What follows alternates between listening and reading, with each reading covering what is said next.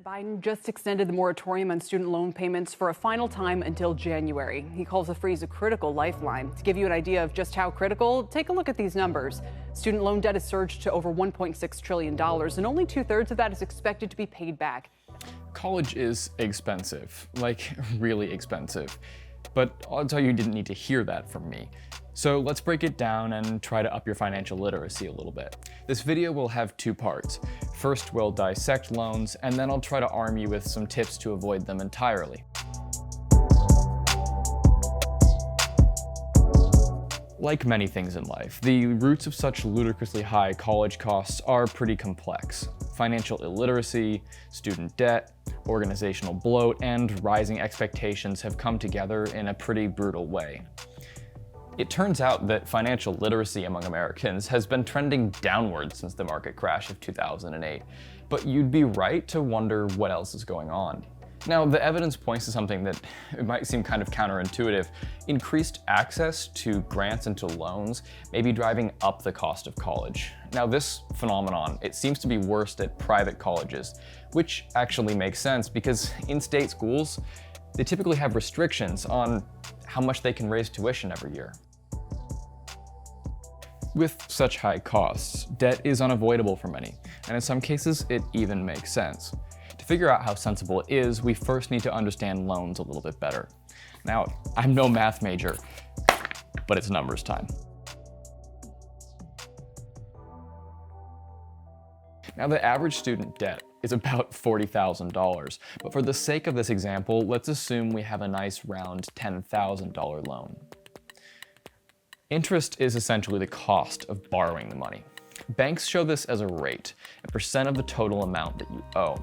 But this number can be deceiving if you don't know how to interpret it. If you borrow $10,000 at a 4% interest rate, but you pay it back in 5 years, you actually pay an additional $1,049 on top of your $10,000 loan.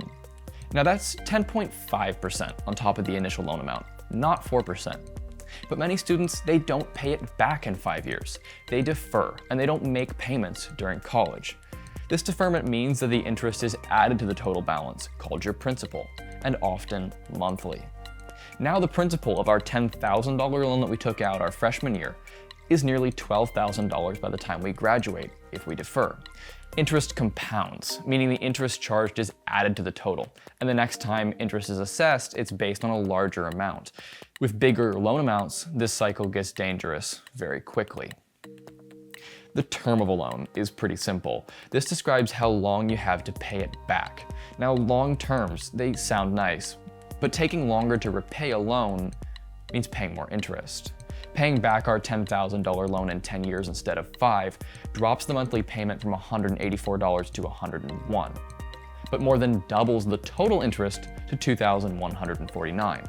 Now it costs us $12,149 to borrow $10,000, and that's if we don't defer. If this confuses you or hurts your brain, that's totally understandable. There's an awesome calculator on studentloanhero.com that brings all of these concepts together under one umbrella.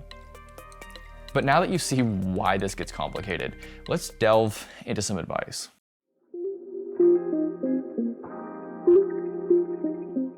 First, keep your expectations in check. When I spoke to independent college financial aid counselor Paula Bishop, she was adamant about running the numbers on a college well in advance of acceptance or even application. After all, there's really no sense in getting excited about a college that you simply can't afford. Second, good grades don't always guarantee good scholarships anymore.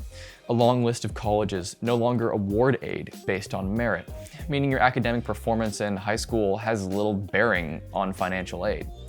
Next, you should probably avoid basing your college preference solely on perceived fit or prestige. Consider value for your money and the financial feasibility of a school just as heavily if money matters to you. Bishop also noted that colleges are required to have a net price calculator on their website, but these aren't always very easy to find. These calculators can help you understand what attending a given school might actually cost, given your income and a set of other variables. It's also imperative that you don't think of loans as aid. Loans are just money you have to give back later, plus some extra tacked on. Consider all other sources of payment first. And lastly, if cost is your primary concern, Bishop explained that cheaper options often exist. You could get a 2-year degree first, or take advantage of programs that let you accumulate college credit while still in high school. So, despite the risks, debt isn't an inherent death sentence. If you do get stuck taking out a loan, go for one with the lowest possible interest rate and definitely no prepayment penalty. This means you could pay it down quicker if you want to, which saves on interest.